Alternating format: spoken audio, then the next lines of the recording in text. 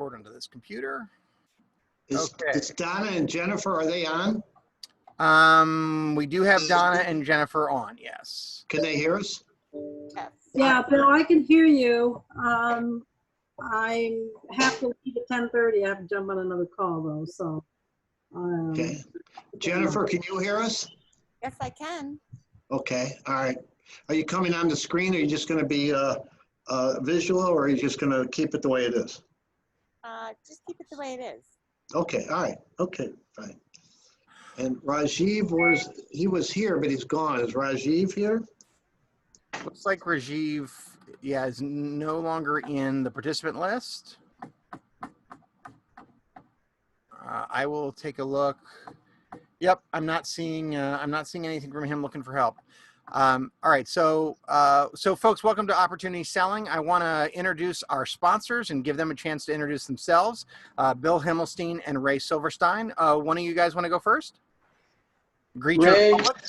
go right ahead. Oh, thank you. That's because you appreciate your elders. Exactly. Respect for the elders. That's right. Respect for elders. I'm Ray Silverstein. I'm founder and president of Pro President Resource Organization. I create and facilitate peer advisory groups, and that's where business owners meet monthly. And I act as a mentor and tormentor, and we discuss business issues, and I help you achieve what you want to achieve. So, Bill, take over. Sure. Thanks, Ray. First of all, I wanted to thank Ray for partnering with me on this, and Matt for facilitating, and John, you're always just a great, you're an instigator. You always get things moving, so I appreciate that. My name is Bill Himmelstein. I will answer to Himmelstein, but it technically is Stein. Oh, no. No worries, no worries. As long as you don't call me jerk, I'm happy. So I founded and run a commercial real estate consulting firm about 13 years ago. We focus on working with business owners to help them with their commercial real estate needs, whether it's expansions, contractions, relocations, purchases, or sales. We represent the end user of commercial real estate and their needs. Thank you, Bill. Ray, I think that might be your computer making the beep noise. I don't know if you can turn off your turn off your local sound on the computer. Okay, thank you for introducing yourselves. What we'd love to do is for anyone who'd like to, is to go around and just introduce themselves to the group. We'd love to hear your name, your company, and a key question you have about today. And John, do you want to say hi and welcome before we do that, or do you want to be the last person? So welcome to Opportunity Selling, or another way of thinking of this is selling to your coming market. What's your coming market? There's three people that I want you to think about: Edison, Ford, and Jobs. They all were what I would call opportunity thinkers, opportunity sellers.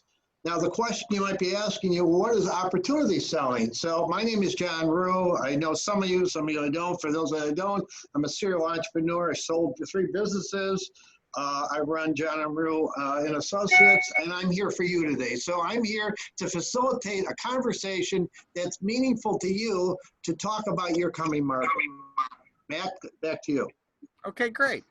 So we're asking for each person to who'd like to is to share, and here's a good use of chat. I'm going to throw this in the chat here. You all can throw in whatever you want, but I'm asking for your name, your company, and a key question you have about opportunity selling. Yeah, you do not, you may not know exactly what it is yet. John introduced it, but if there's some kind of question to help you focus your inquiry today, throw that out while you're talking, and John will keep that in mind. So yeah, the other thing I would add on to that, anything you expect to get out of this time, make the time meaningful for yourself. Okay. On my screen, I'm seeing Blair, Norm, and Rona. If maybe we can go in that order: Blair, then Norm, then Rona, and then anybody who's off video, feel free to jump in or introduce yourself through chat. Got to unmute yourself. Rookie mistake. Sorry. I usually don't mute myself because it's not loud here, but I do have 2 dogs going and you never know. So So I'm Blair Wagner. I'm the owner and president of Advanced Corp Agents, located in Chicago, and we do nationwide corporate services. So corporate filings to help people start businesses or legal due diligence background for M&A activity and lending. I don't have a specific question at this point, and I apologize. I meant to read the article before I got here, but I had about a 14-hour day yesterday, so I'm just getting the motor going. So this coffee's bigger than my head. I like the coffee mug. Norm, do you want to say hi? I know you introduced yourself before everybody got on the call, but maybe just a quick recap. Norm, Again, you're I'm also on mute. Bill, you're the mute cop. You are like on it today.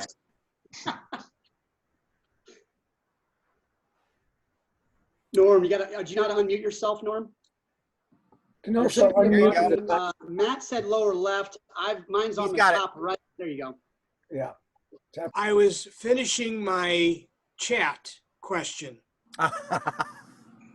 We're pulling you in every other direction, Norm. Sorry about that. It's okay. Norm Wright, American Legal Forms, Printing and Legal Supplies. My market is the small, and I mean really small, generally sole proprietor, sole practitioner law firm. I do some medium, meaning up to a half dozen, but I really don't focus on the large because it takes more time to work with and complete a sale with a large firm, during which time I could have closed many small firms. So that's why I don't focus on the large ones.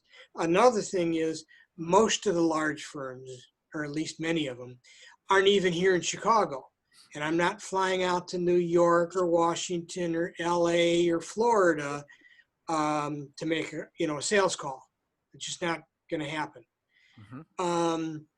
My challenge is no longer being able to cold call, and generally cold calling on gatekeepers and not the decision makers. Going forward, I have to figure out how to do that. So my initial thinking is to create direction to our website, and on our website have some videos about who we are, what we do, why you want to contact me, and I don't know of any other way to do it. So that's kind of where my head is at. Mm-hmm. As far as going forward. Good. Thank Rana? you. Welcome. Yeah, Rana. Hi, I'm Dr. Rana Fisher, president and owner of Hearing Health Center. We have 5 offices throughout Chicago. When you do not hear well, this is when you come to see me. When you do hear well, you should come to see me because everybody thinks they do.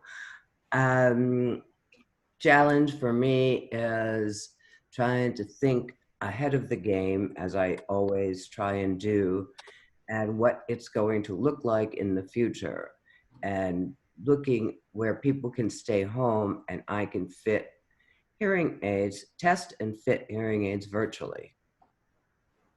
So that's the opportunities I'm exploring. Wonderful. And I just wanted to ask if any of our people off video would like to introduce themselves by audio, or would like to throw a hello in the chat. Yeah, I'd like to hear from Donna and Jennifer what they want to get out of today and what their questions are. Okay. Sure, I'll go ahead.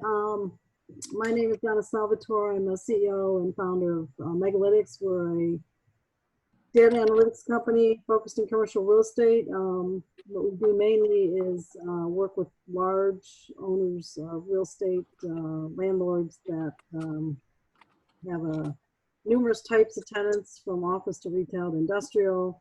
And we evaluate the tenants for new leases. Like we're just doing one today on logistics, let's say, and a warehouse in Seattle.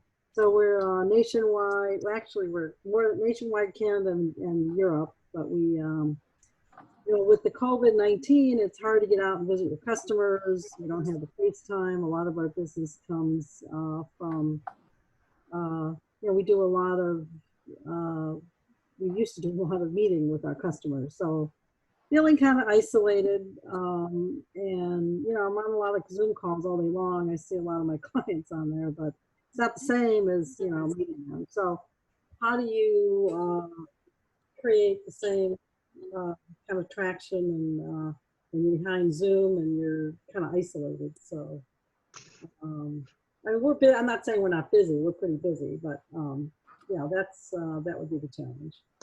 So this is a common one that maybe other people haven't mentioned, so I just want to comment on this.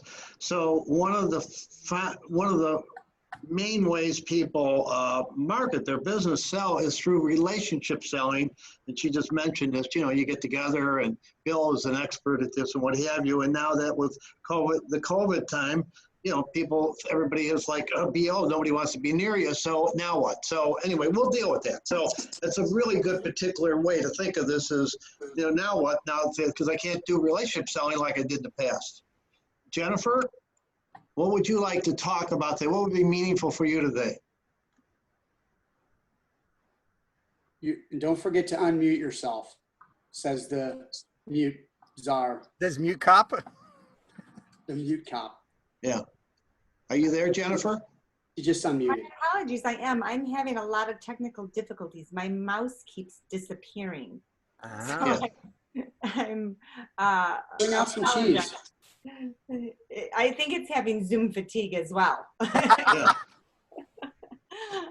But I seem to have gotten unmuted. Again, thank you for having me here. I am in kind of a unique niche business as we are working the last 5 or 6 years. I've been consulting small to mid-market businesses that are expanding, creating jobs, and in growth mode. And we create meaningful connections and competitive connections to public agencies, government support, so tax incentives, tax breaks, so on and so forth. And obviously going through all of this, there are changes that happen and also new opportunities. And I'm actually finding that governments are even more responsive now and becoming my clients because they need data. They need to actually know what's going on with that. So, I just kind of came in. I like the idea of taking any situation that's changed and finding what opportunities and seeing those experiences as far as how other people are seeing the opportunities and choosing to focus on those. Right. So you're actually interested in what am I, and this is another way to look, opportunity selling, or what is the coming market and what are my opportunities? A good question to live in today, ongoing, or what are my opportunities given the circumstances? Anybody else, Matt, that you want to engage here? I think everyone who is still, who is on has gotten a chance to speak. So why don't you, and I'm Matt L., I'm your virtual producer, and I'll talk a little bit about my company at the end, but why don't you take it away, John, and go to our first question. Any expectations you have, Matt and Ray, any other things that you would like to discuss? Matt or Ray? Well, since you throw a loaded question at us, when you talk about opportunity selling, the aspect is that how is that different from features and benefits? And it used to be that was a way of selling, and now they went to the aspect of talking about what is a person's pain and how you can take and how you can solve their pain. So how is opportunity selling different from drilling down to finding out what is the pain and how you solve the pain? Yeah, okay. Matt, anything else you want to ask? I think one of the questions that I have, and you've addressed it on previous of these calls, is how do you help the client pull back from their current fear and take a more strategic look at the opportunity as well, so that they can actually hear the message that there's an opportunity here? So let's talk about opportunity selling, what I call opportunity selling. Let's talk about Edison, Ford, and Jobs. So, Edison at the time he was coming out with electricity, What do you think the fear was of putting electricity in people's home? What do you think people said to Edison? Gonna burn the house down. If you can think about it, think of right now is that you would have candles or kerosene lamps or gas lamps, and that would be safer than electricity. Henry Ford and Jobs, by the way, Jobs despised market research. If Henry Ford, if he asked people what they want, he talked about features and benefits. Ray just talked about need-based selling. What you want, I want a faster horse. That's what I want. And Steve Jobs, always said market research. What market research did Edison do? So they're talking to the coming market. So what is this not? So it's easier to discuss this from what it's not. It's not relationship selling. Now, raise of hands. How many people, most of their business is, and I know Donna already talked about this, you get together with clients, you go to lunch, you take them to baseball games, you do networking events. This is your tactic. Well, if that's been your tactic, you can't call somebody up and go to lunch right now, so your tactic is dead. You're dead in the water. The other way that a lot of people sell is need-based selling. And we all do this. Needs are basically, I like to think of the example of you're a catcher. And Rana, maybe this happened before, people would call and they have needs. Or you're a catcher and you're waiting for the ball to come. An email comes in with an order. You're in an apple orchard with your basket and you're waiting for apples to fall in the basket. And right now, because of coronavirus, people aren't spending money as readily. They're not calling, they're not emailing. So if you're in need-based selling, you're probably dead too. It just dropped off like a rock. Now, it's not true across the board. There's certain industries that are just fine. But most people, the needs have just diminished. So now, if you did relationship or need-based, you're kind of stuck. So now what is it you need to do? What's opportunity? Opportunity selling, and some people say, well, I'm not Edison, I'm not Ford, I'm not Jobs. Opportunity, Rana, you just kind of touched on a little bit. Opportunity is what you see is an opportunity for the person, what they don't see. This is a need. It translates, Ray, into a need, but you're actually seeing something. Bill, an example, and I'll let Bill talk about this in a minute. Bill sees a space, and it maybe is a dilapidated old space, and Bill sees an opportunity for a beautiful space that fit the company's culture. And Donna, you might be in the same boat, but I just see nothing there. So you see something they don't see, and it's your job as an opportunity salesperson to point out that which is possible. You're on a Lewis and Clark trip now. There is no information. There are no facts. It's a new coming market. You're at the front of the boat, and you got to pay attention. Bill, you want to comment on that at all? Yeah, I mean, I think that's a lot of people may not see what's right in front of them until they have an expert saying, here's what's right in front of you, here's what it means, and here's where the opportunity is. Right. I think that's a really astute point, John. Yeah. Okay, Right, John, go ahead. John, I have a question and comment. So far, you're talking about you see the opportunity for them. How do you get the appointment, and how do you get to talk to them to present the opportunity? Because right now you said there's no relationship selling is dead. Need selling is dead. So the aspect is, even if there's an opportunity, how do you get the chance to communicate that opportunity to them? Because you still have to create that initial step of getting the appointment. Right. Well, what are the vehicles that are available to you right now, Ray? What's a vehicle that's available to you now that you didn't even use 30 or 60 days ago? Well, the aspect is, okay, online communication is more readily available today, or people are more willing to accept it. Right. But there still is the aspect of you have to get through to them. You have to get them to want to take the time to click to you. They have to get through the technology aspect of them wanting to overcome the difficulty of being seen. Some people don't want to be seen on Zoom or anything else. Right. So it makes the opportunity. So I can understand the opportunity aspect when you get to people. But the question is, how do you get to people? Well, I think, from my standpoint, and you're dealing with the tactical aspect of this, and that's fine. But the point of it is, you may see, I'm asserting that each of you see opportunities that your customers don't see right now. And you need to approach them to get the appointment that Ray's talking about. You can use Zoom. You can use a triplicate close like Norm. You can use an alternative or triplicate close to say, hey, I have an idea that I want to talk to you about. I can do a Zoom call.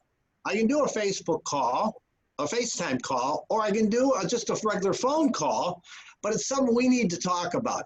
You're actually selling from a mission-based position versus a catcher's position. And Dr. Rona, you probably are doing that because you just talked about that. Do you want to comment on that?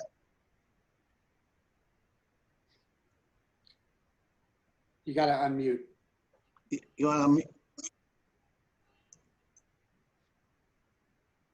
Dr. Fisher, you're still on mute. I might be able to do it for you, Doctor. Oh, yep. Got it. I got it. As I said, I didn't know whether you said Donna or Rana. What am I commenting on? You're commenting on you talked about the future and what people need. I assert that Dr. Rana, from what I know, is a very mission-oriented person. What the client needs to do, not what they want to do. So when Ray talks about features and benefits and that kind of stuff, it's a lot of times selling to wants. You know, I want a faster horse. I'm hungry. I want a hamburger. It's very different than selling to what people need to do. And I would assert that Dr. Rona, and her question is, she's basically doing mission approach and selling to need the future. So you want to talk about that? I'm thinking people don't want to come into the office as often. Yeah. That so the more I can help them from the comfort of their living room, Yeah. The happier and more satisfied they will be. Yeah. So I'm looking at how to eliminate most of the office visits. Yeah. That I can adjust. I mean, right now you still have to come in for testing, for consult, for delivery, whatever. And then all follow-ups and fine-tuning and adjustment. Well, I can eliminate, I'm trying to eliminate all but one essential visit. So your coming market, you're changing the paradigm or the model that you're using to go into market. Exactly, and I'm thinking, why do I need all this office space now? Right. But so- why should I even bother talking to you? I guess what I'm getting across here, because it deals with Ray's question. In opportunity selling, you basically have an obligation. Let me put it in a different way. You have an obligation to the people you're serving to talk to them about what they need to do versus what they want to do. Now, you can package that different ways. I think I'll let Bill comment on that in a minute and Ray can comment. But what I'm saying with you, Rana, every time I've been with you, and I haven't been with you that much, but over the years I have, I think you're always saying to people what they need to do, not what they want to do, for their health and for communication purposes. Yes. So it's a very different conversation than sitting in a catcher position waiting for the orders to come. Well, that's true. I mean, I say when I lecture or in all my advertising that having a hearing test anymore is not optional. You need to do this now. Yeah. Everyone does. Right. Because it affects your heart, your brain, your whatever, everything about your physical health. So I don't want to wait until people think they need to see me. They need to see me now. Yeah. So I create the need. Yeah. Blair, anything that you relate this to your coming market and how you might use, what are the opportunities you see in your business?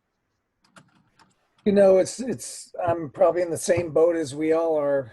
Talking about this stuff, and it's I think it's reaching out to the people and getting them meeting, because I'm all about relationship marketing and selling. Okay. So lunches and cocktail hours and bringing 10 or 20 people So together. you've been a relationship salesperson primarily. Yeah, absolutely. Yes. And then getting referrals, you know, to people. Yeah. Anyway, and trying to give back. So I have been through some things before where, you try to take a look at the prospect or the general type of prospect. So for me, it's law firms or corporate lawyers, and oftentimes, and trying to think of solutions for them that they don't know about is how I'm reading what you're saying, is they have an opportunity and they might be just staying in the lane. Right. And so I have an opportunity to say, hey, we can do your a lot of your paralegal work. We can either make them more efficient or reduce the need for you to have 3 or 4 or 6 paralegals. Right. If you have 2 paralegals and you think you need to get a third, use us. We can be that extra half paralegal, and then we can hopefully, we will win the opportunity to be that, and to the point that they go, no, 2 paralegals is fine. We thought we needed 3 and 4 and 5, and we're giving all this to them. Yeah. It's still, for me, it's still getting. I've had some Zoom sales calls, I guess, or introductory calls, relationship building calls. It is still, I'm comfortable with this, and it still feels awkward to ask, hey, can you take some time to do a Zoom call? It just feels weird. I'm not. Yeah, well, okay, so, and let's deal with the tactical. So to get to first base, to get your message, I would try a triplicate close with all your clients, and that says, are you more comfortable? I'd like to talk to you about something. Are you more comfortable over the phone, FaceTime, or Zoom? They usually will respond to one of the 3.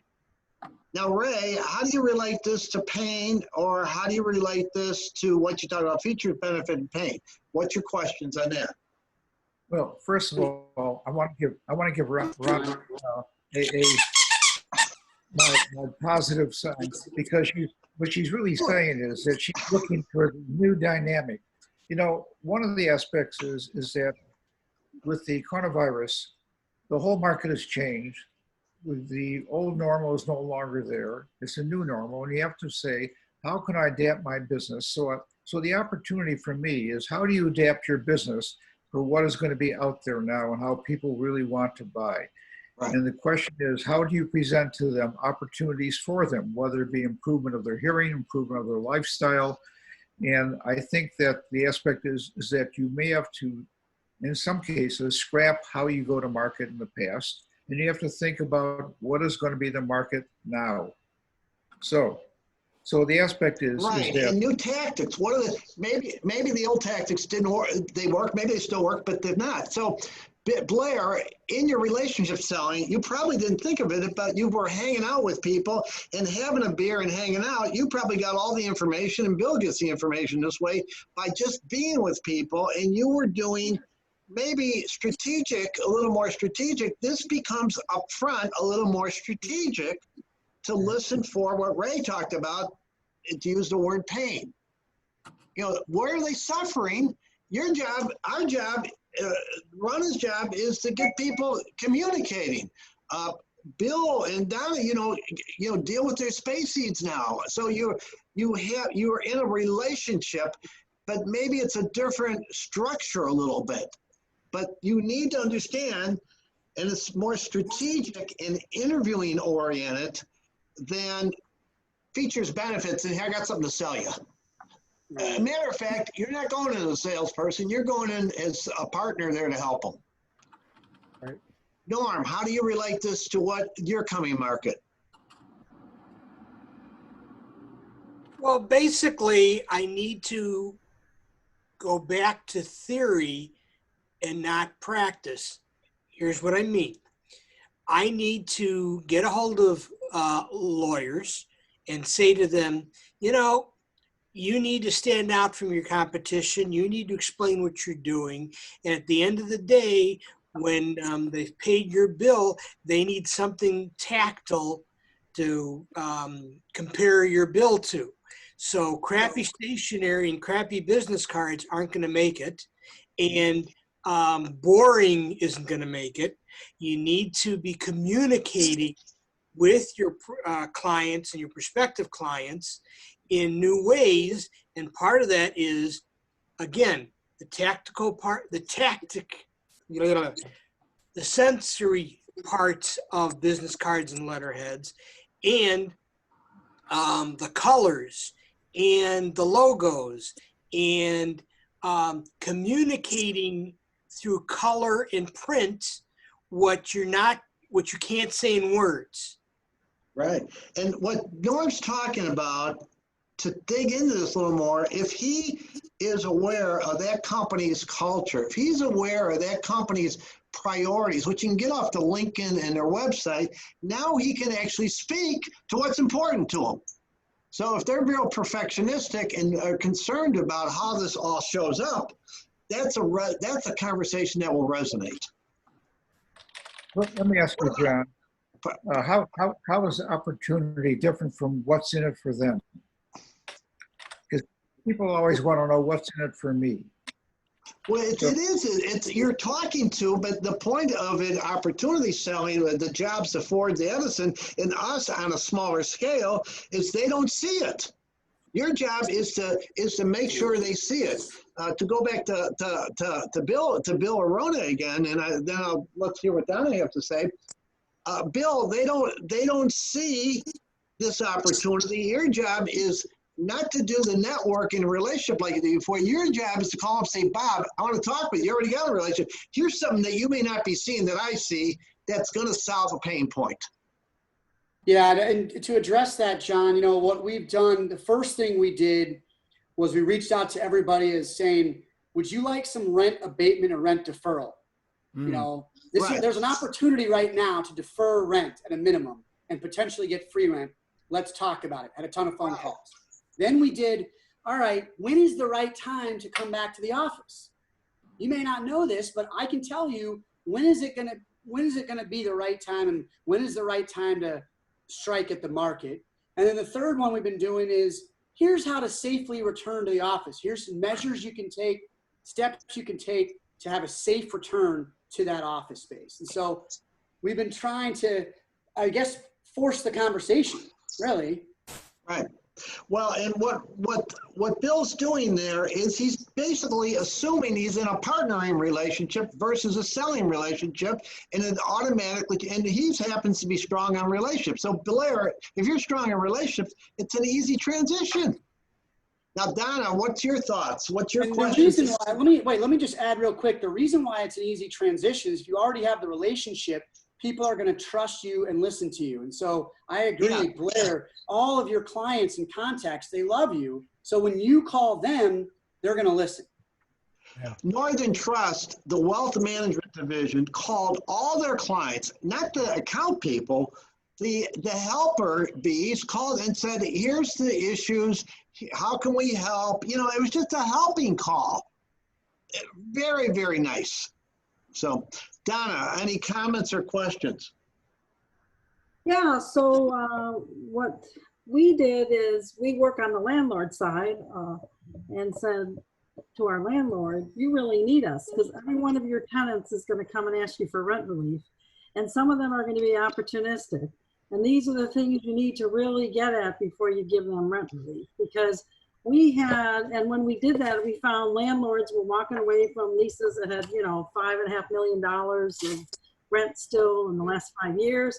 And we were able to walk through them and show them that, you know, with the PPP money they got or the EIDL money, they really, and looking at their cash flows, historical and going forward, and businesses hit them, they really didn't need to give away the shop and say you're out of your lease. They can hold firm. We were able to figure out that there was security on the lease, guarantors on the lease. We're able to find out how much, you know, a guarantor had behind him and use that as leverage to get them to stay with the rent. And then these were very hard-hit areas like the Garment District in New York, where they were completely shut down. Essential workers couldn't go to work, or in LA. And so we showed them that you really have to look at things in a certain way.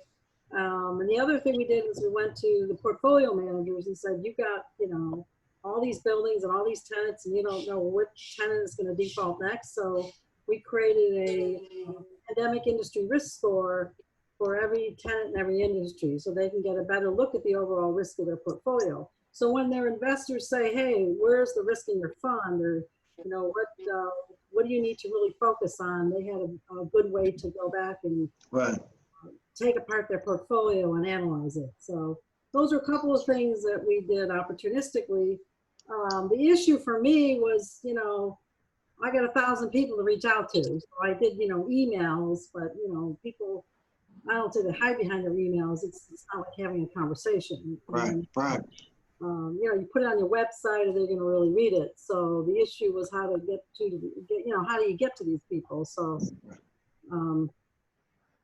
but those are several things we did. We found out that we found out more opportunities in talking to them. Like we found out that some of them had letters of credit that they didn't renew, or they didn't know that they had expired, or they had security deposits and they had their security across, 100 pages of lease agreements and 10 amendments. And we had to dig through all this stuff to find out where they stood with all of their leases as well. So there was a lot of moving parts, and we were able to help them in terms of coming up with a system to really manage all these different security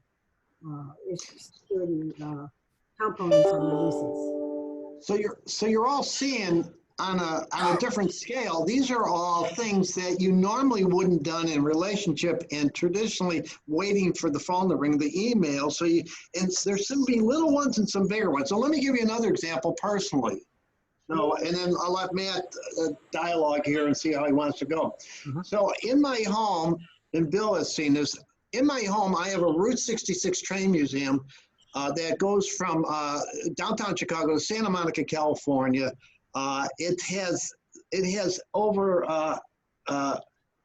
82,000 views, and my kids don't want my home and my museum, so I'm in the process of trying to My kids want to buy his home, Yeah. by the way. I'm in the process of trying to find either gift it or sell it to a visionary that sees how this could transform their business. So I've approached mayors all along Route 66 and what have you. Now, nobody like Berghoff's, City of Chicago, nobody is going to call me up and say, look, I've been thinking about transforming my business and having a new way of attracting customers by putting in a Route 66 train museum in my restaurant, which would give a whole generation of young customers. Nobody's going to be doing that. So I have initiated this to mayors and key people and not-for-profits, and I've gotten quite a bit of response on this.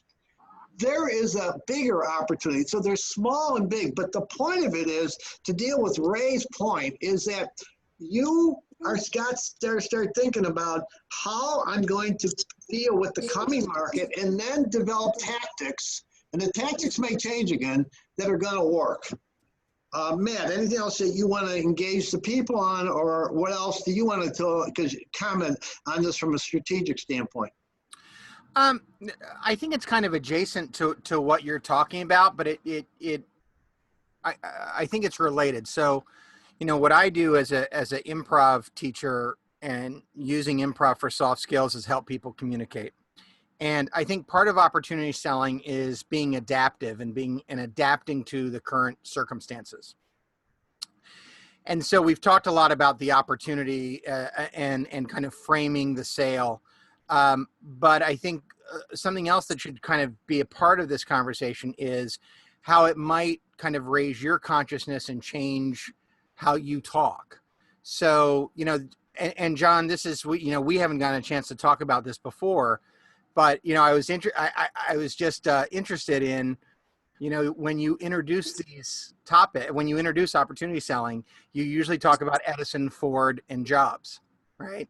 And I'm struck by this current moment that, in and amidst COVID, we have now had this current moment with George Floyd and Black Lives Matter. And in my own organization, there's been a real conversation around diversity and why we don't look more like our city and our country.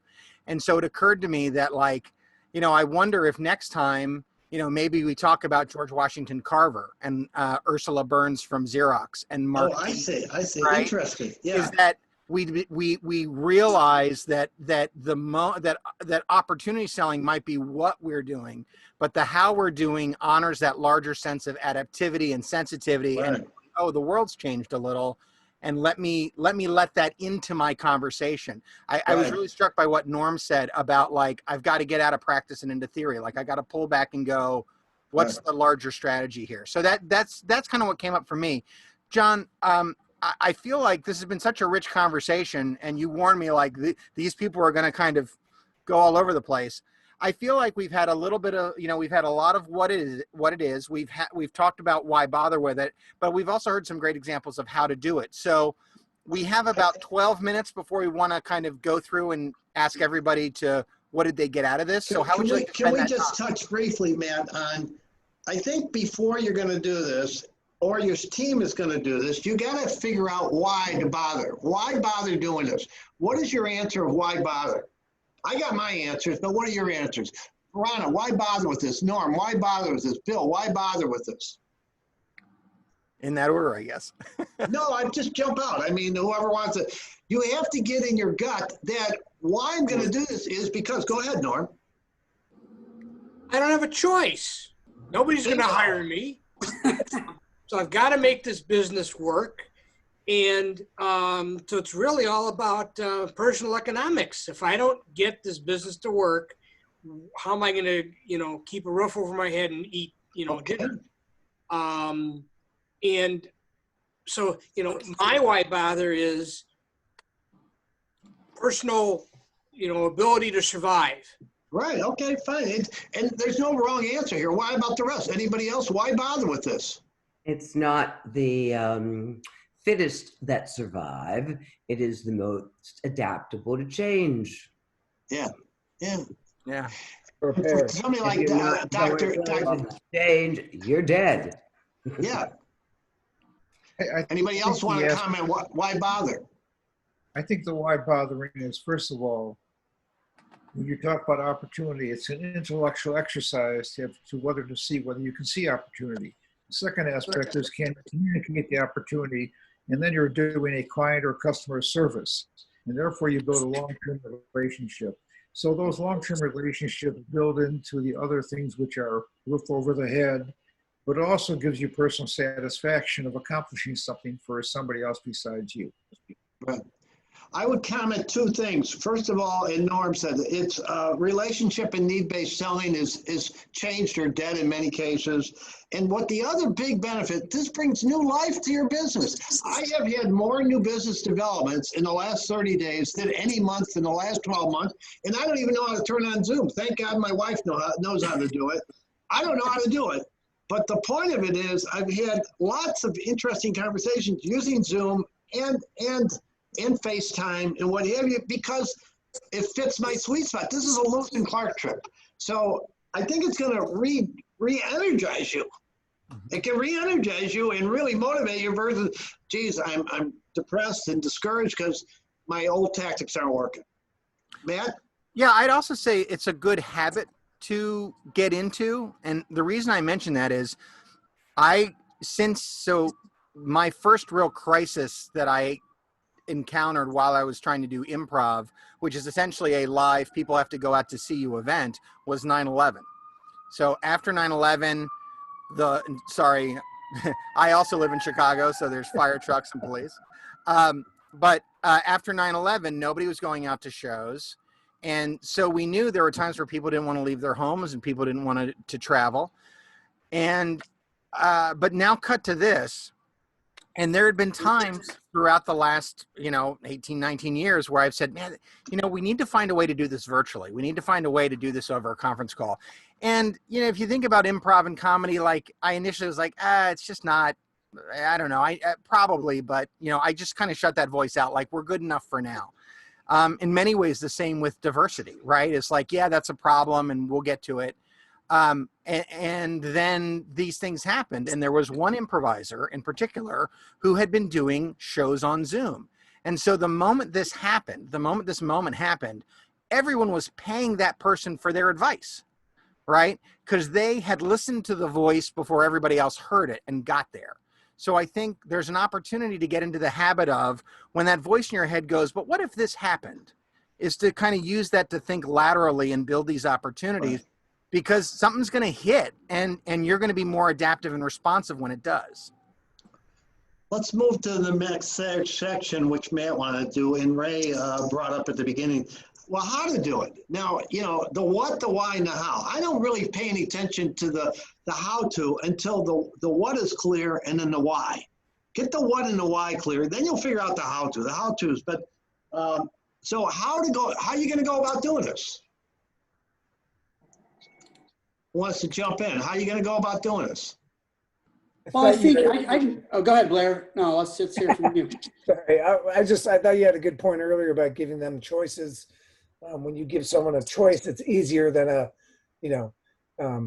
do you have time Wednesday to do a call? As no, I don't have time. Right. Or, I'd like to talk with you if Wednesday works. What's better, phone or FaceTime Right. or Right. Zoom? I think that's a great. I wrote that down as soon as you said it. I was like, It's called a triplicate close. You can use it in closing, then behind it put, if none of these times work, because you'll spend all your time going back and email. If none of these times work, what does? People Yeah. respond to that. Yeah, I always ask people that too. Here are 3 or 4 things we could do or whatever, and if those don't Yeah. work, we suggest a better time and date or Right. whatever. What about the rest of you? How you going to go about this? Hey, Ray, how are you going to go about it with Pro? I'm going to have you go out and contact all the people and beat them down, and you'll do it. Give yourself one of those little things. You get a little for Battle yourself. prod? The aspect is, well, I think the aspect today is that you have to have people think differently, and Ron has talked about that. But change is very difficult for people to want to do.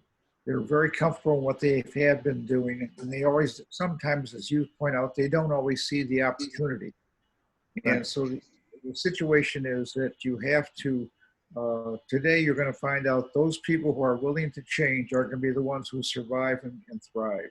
And if you're not willing to change, the world is going to pass you by.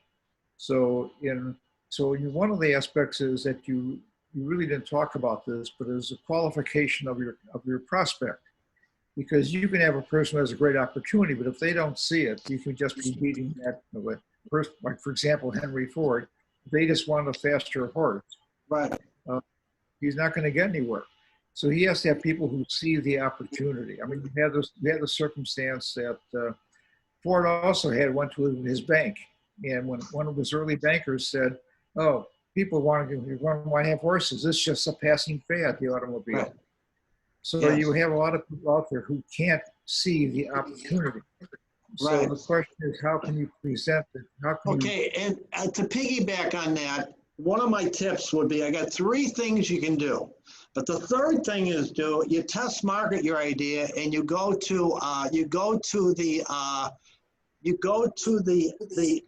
DISC profile, the D's and the I's. If you don't know what a DISC profile is, email me and I'll get you a free one. You could take one. But the D's are the type A profiles, and the I's are the talkers, and they like shiny new things.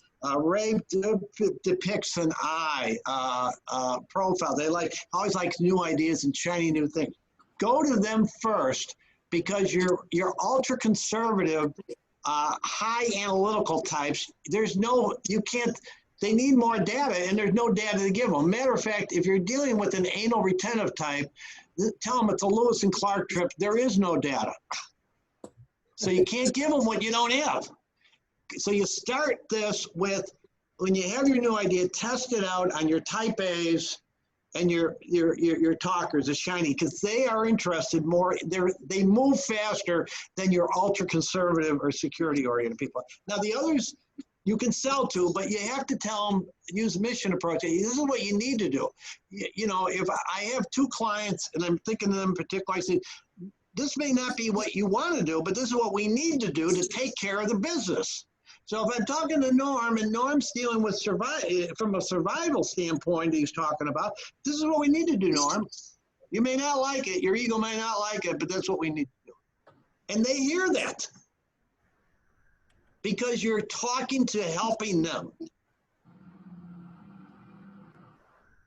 What about the rest of you how-tos? Any other how-to tips? Do you got, Bill or Blair? Anything else you guys want to jump in? Bill, you wanted to do that before, right? Yeah, I think all of us know our expertise really well. And, in theory, we should see the opportunity before our clients do. And so one of the things that I'm not used to is being proactive, reaching out to my clients and telling them what I think they need to do.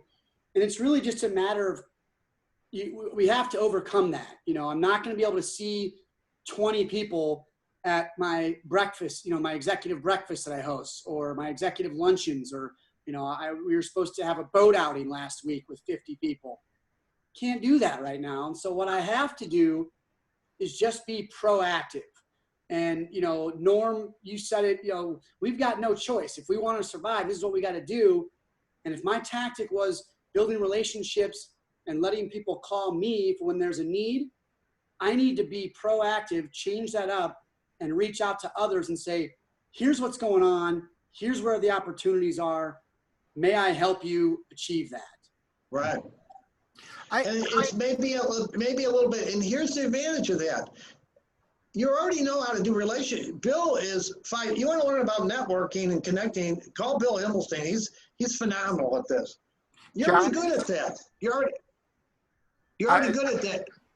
Go ahead, Matt. I was just going to jump in. So when you're done your thought, I'll say something. Okay. This is just another arrow to shoot. You need more tactics. It gives you another tactic. And you practice it, you get good at it. Know that you're going to be like a child learning to walk. You're going to fall down. You practice it and you practice it.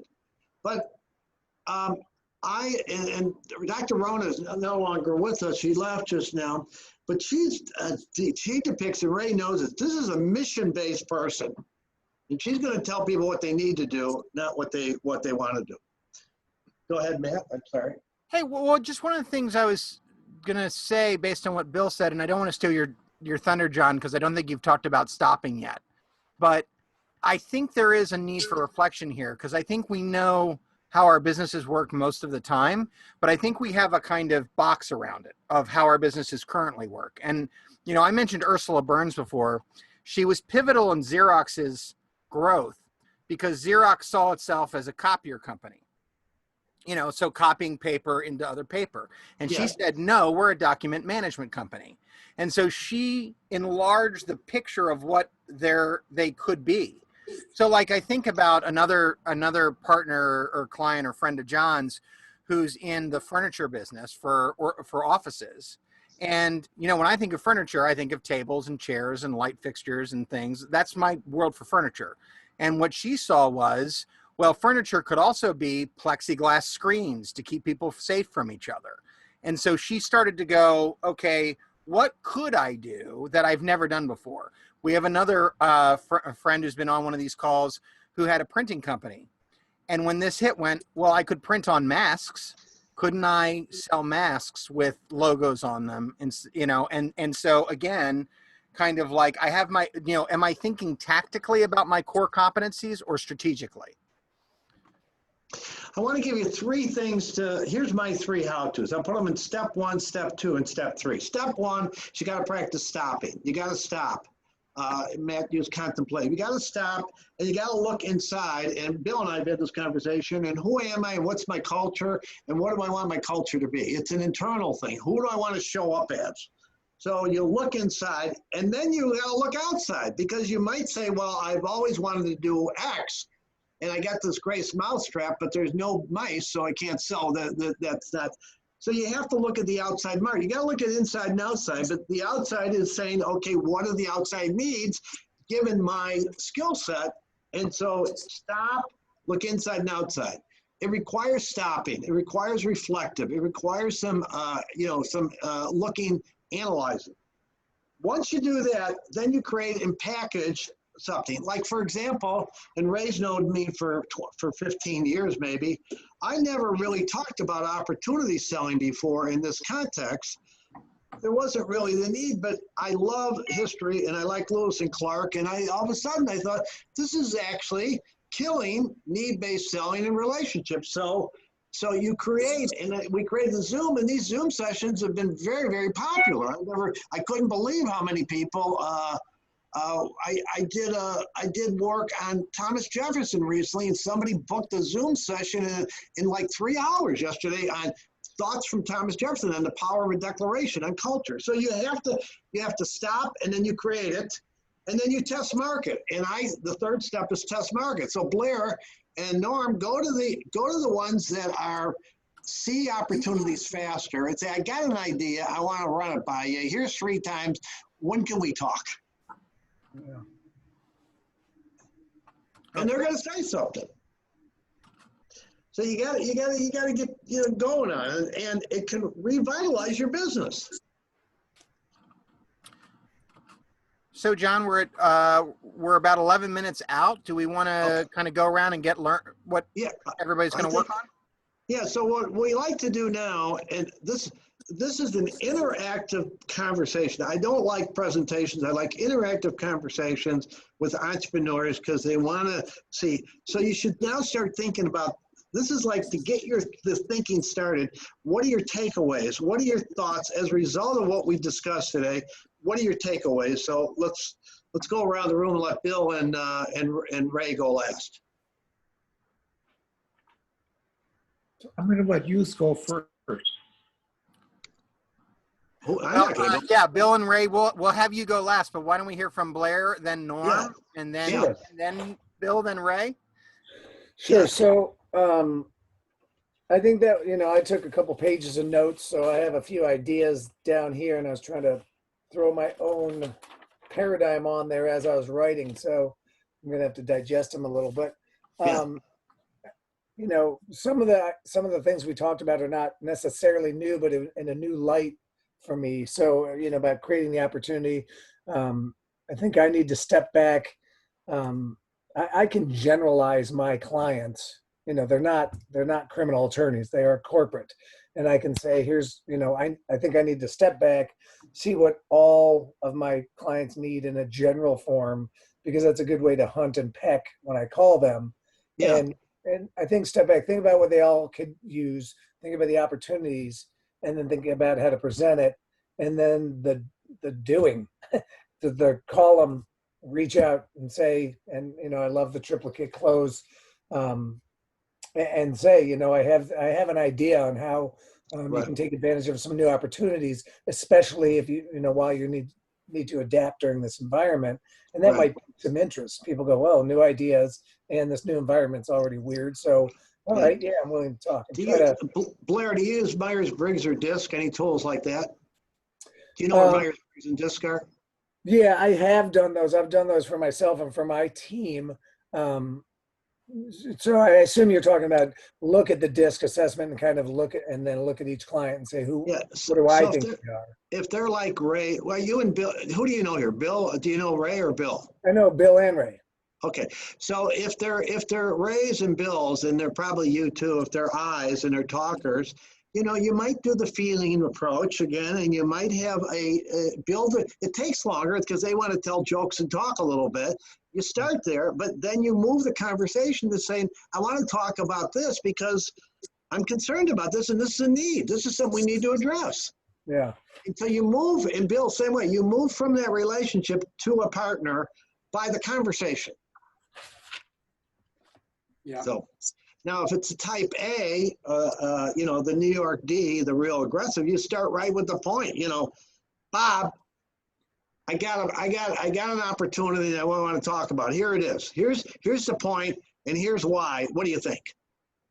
And these are one-touchers. You can close these people faster than anybody. Matt dealt with one of my type A's yesterday. He closed him before he actually sent him. He sent him some stuff. He closed him, and the guy did everything like in a matter of an hour. Matt didn't have to do shit. Excuse my language. Norm, what about you? What do you want to comment? Now what? What are the takeaways? Well, I have to figure it out. Number one, understand my contact is a gatekeeper. I'm rarely talking to the attorney, the actual decision maker. Yeah. And I have to figure out, okay, that's an integral part of this whole situation. Yeah, right. And I haven't quite figured that out. I also am at a chicken and egg situation.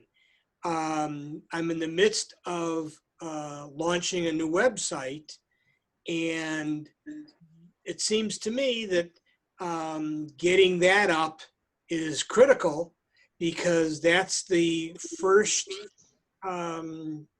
touch a lot of my customers will have going forward. Right. So those are some of my takeaways. I too have taken a page and a half of notes. And yeah, I need to set aside the time to really think about it. And that's my biggest challenge is I don't have a lot of resources. We're a very small company. I don't have the time to sit and think about things. I'm too busy firefighting. So put structure, what you need to put in your day then, or in your week, structure. And if you don't have it, call up Ray and say, I need to have a conversation with you occasionally on structure. And you brought up something really relevant. So the opportunity you have is on this image approach. So you can go to their LinkedIn and you can go to their website. If you get the fact that they're real perfectionistic and they're very conscious about image, you talk to image. Now, if they're cost oriented, I don't know your cost factor and what have you, but you're gonna find a hook there that's an opportunity. And if they're image oriented, you talk to that, whether it's the gatekeeper or not, about here's something we need to look at. A problem with that is websites lie. Let's be honest. I learned this not long after I got involved with this business, that I've seen some wonderful websites, and when I go to whoever's hosting the website, I get there and it says absolutely nothing to do with the website. Website is Hollywood. It's what we'd like to have people see us as. It's not who we really are. Okay, so let me just do a little deeper then. Hey, John, I bet we could have a conversation with Norm offline, but we've got about 5 minutes left. So all right, fine. I'm sorry. Go ahead. No, it's okay. That's okay. I just don't know if Ray and Bill, if you want to kind of share a takeaway each, and I'll share one too, and we'll be out. Okay, well, I'll go first. I think the aspect is that I'm too much of a, I'm not enough of a pusher like John. So I think the aspect is bullshit. He's a gentle pusher, a gentle giant. Yeah, when problem solving, I'm a pusher, but when it comes to sales, I really don't. I think the aspect is sometimes you have to tell people what they need to do. And I think that was an interesting comment. This is what you need to do because you have to push people forward. John's comment, John deals a lot with DISC identification of people. And I think that's important. If you can get to them where you can identify what they are, then you can communicate in their language. And that's what John is really saying. I don't think we do enough of that. And that's more difficult in today's environment because unless you get a chance to really take their temperature via DISC, via phone or Zoom, it becomes difficult to identify. When you have the face-to-face, you can really get that feeling. So the thing that I really learned today is I think I have to tell people this is what you need to do and move them forward. And Ray is humble about this, but Ray has probably done 1,000 or more meetings with business owners, and he's encountered everything. We are in the business of taking care of the company and taking care of people. So when I say need, I'm saying that's a mission. That's a mission-based approach. So, and regarding DISC, if anybody wants to have a call afterwards, if you pay attention, you can pick up a person's DISC in a matter of minutes by paying attention to their email, their voicemail, the things they write. I can tell you most times the people's DISC, I know them before I meet them sometimes by just the email that comes. And so you know what you have to do before you even meet them.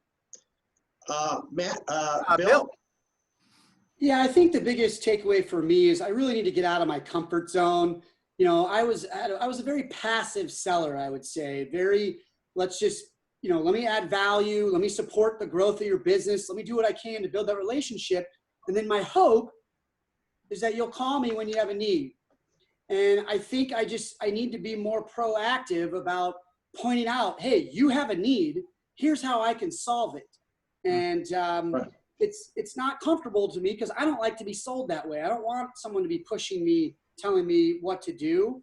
But I think that's given that we don't have that opportunity to get in front of people, spend time together, Right. we can have a Zoom call and say, this is what I can do for you. Here's the opportunity.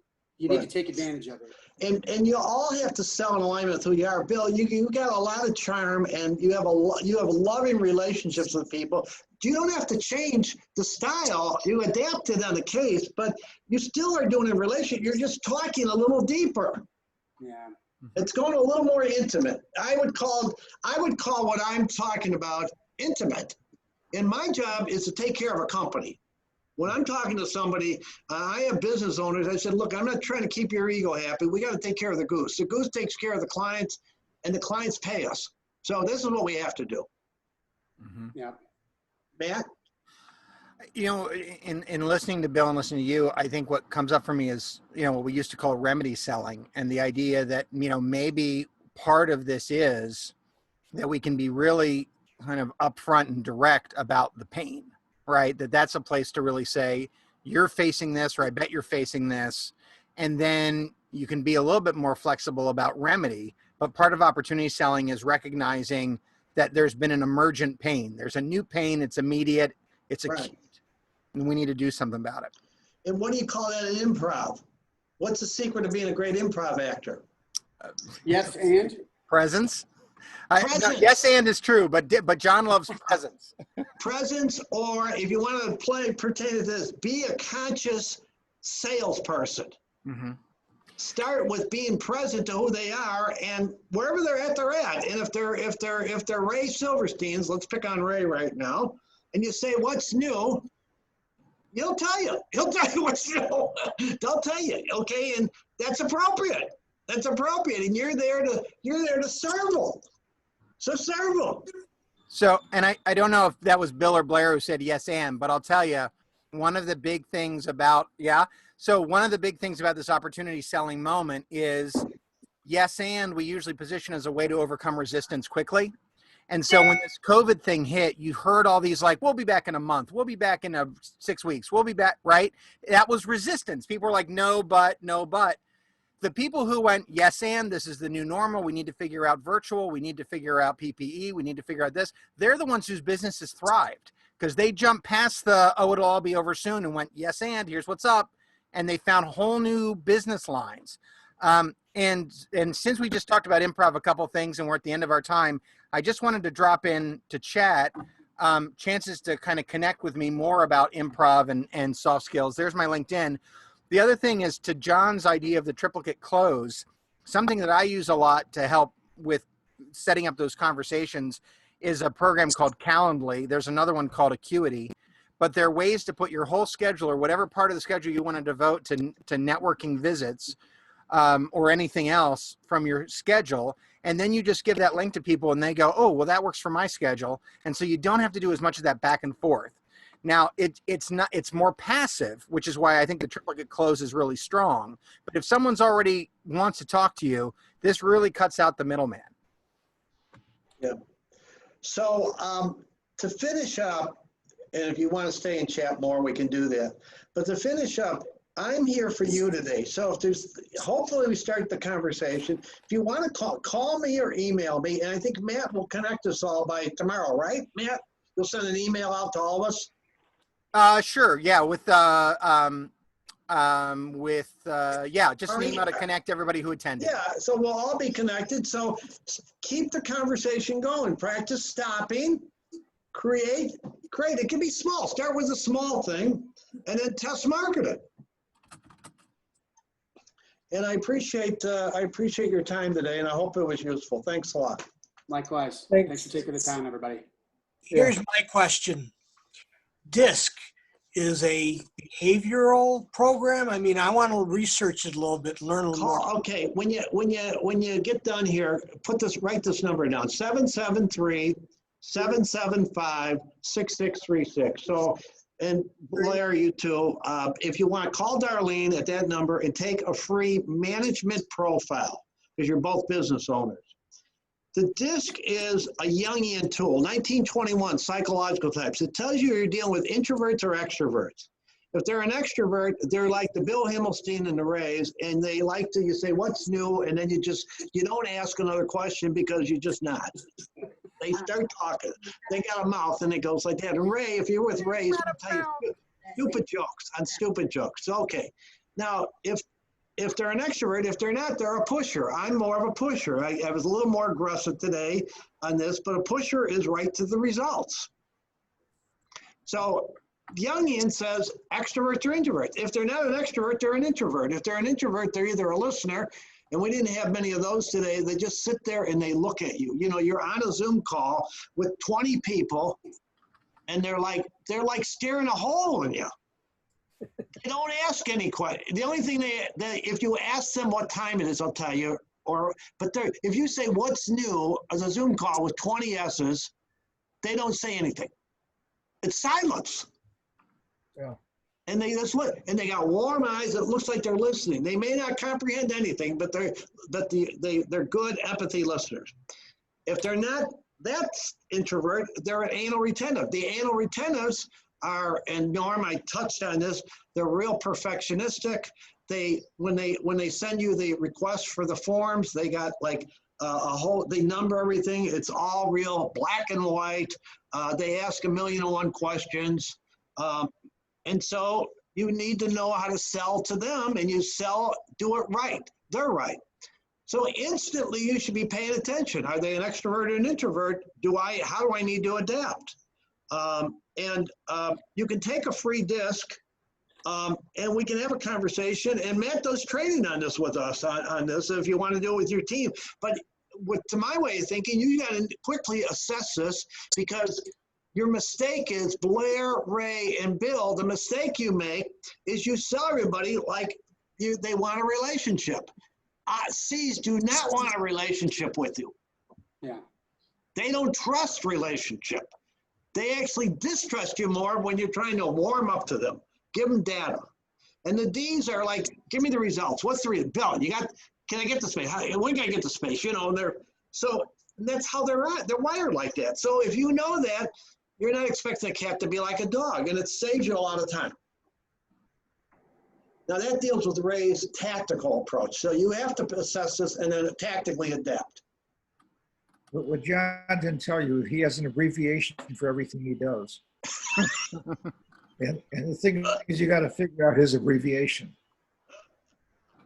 Yeah, so you're not the first person that said that. So I hope it was useful. Keep the conversation going. You know, reach out to the people in the room. If Norm said something that's curious to you, or Matt, but if you want to know about your disc profile, call Darlene, take a free one. You'll get instant feedback, and then you can start saying, so Norm, when you call in your next client and she's an anal retentive, you better do it right. Her right. I took one, I don't know, 10 years ago or so. I still have it here somewhere. I'm trying to figure out not who I am, but how do I find out who I'm calling, who I'm contacting. Simply, you pay attention. They'll tell you.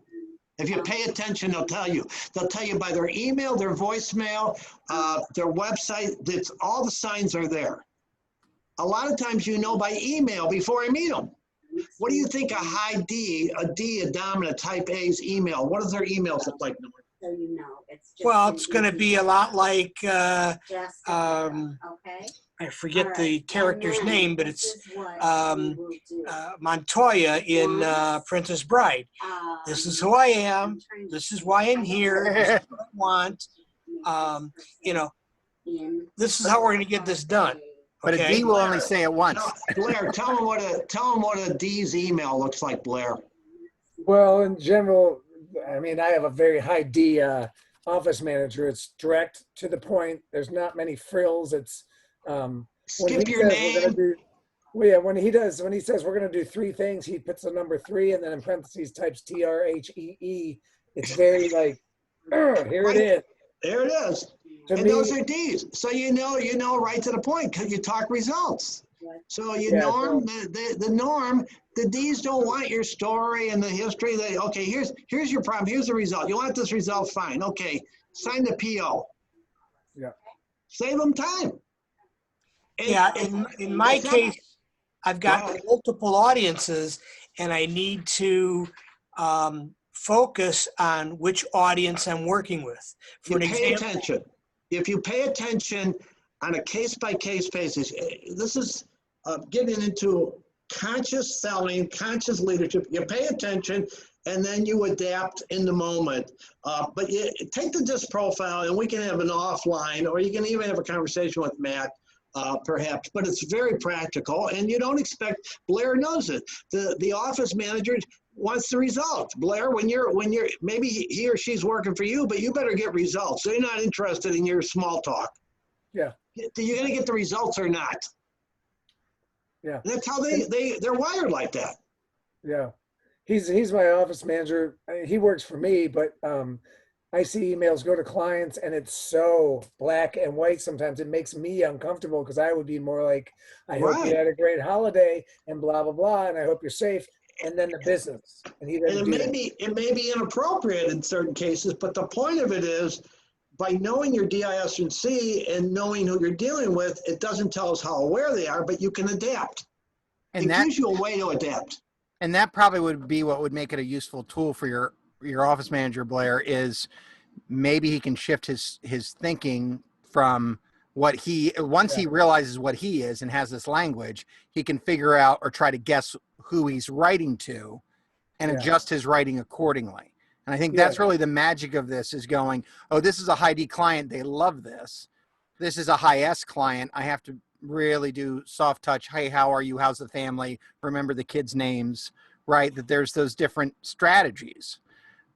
Matt and I have a joint guy we work with. He's a D off the chart. He's like D on steroids. And I like him. He doesn't waste any of my time, but he skips your name. All the responses are 1 word, 2 words, everything, but it's fast. And that's not being rude. That's who he is and how that's being compassionate to him. Yeah. Yeah. Where you, like Blair and Bill left and Ray left, you guys are more folksy, a little more, let's do a relay. And there's nothing wrong with that either, but it's when you're trying to do that to a D, you may piss them off. Yep. Mhm. Yep.